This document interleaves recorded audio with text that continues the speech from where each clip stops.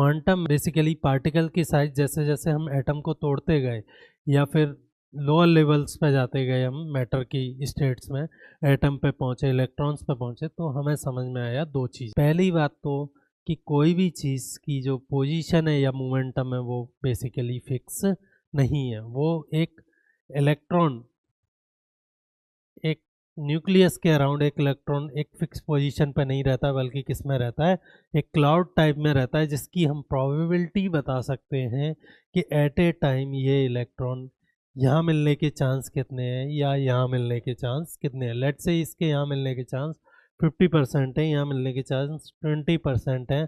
हम कभी भी सर्टेनली ये नहीं बता सकते कि ये एग्जैक्टली कहाँ मिलेगा अगर हम इसे मेज़र करते हैं।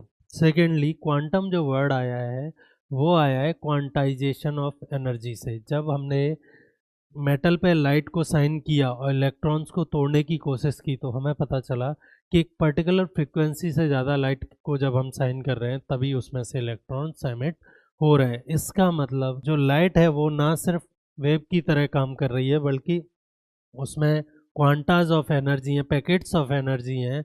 जो आप एक पर्टिकुलर फ्रिक्वेंसी से ज़्यादा की लाइट डाल रहे हो तभी वो क्वांटा इतना बड़ा हो पा रहा है कि वो इलेक्ट्रॉन को नॉकआउट कर पा रहा है। कहाँ से? एक एटम से। ठीक है, इससे ये वर्ड आया है। क्वांटा का मतलब होता है पैकेट या एक यूनिट, है ना। और फंडामेंटल लेवल पे आप एनर्जी को उससे छोटी यूनिट में नहीं तोड़ सकते हो। वो मिनिमम एनर्जी लेवल रिक्वायर्ड है जिसके बीच में आप नहीं जा सकते हो। आप या एक रहोगे, दो रहोगे, तीन रहोगे, आप ढाई नहीं हो सकते हो, आप, है ना, डेढ़ नहीं हो सकते हो। कुछ वैसी चीज़ है।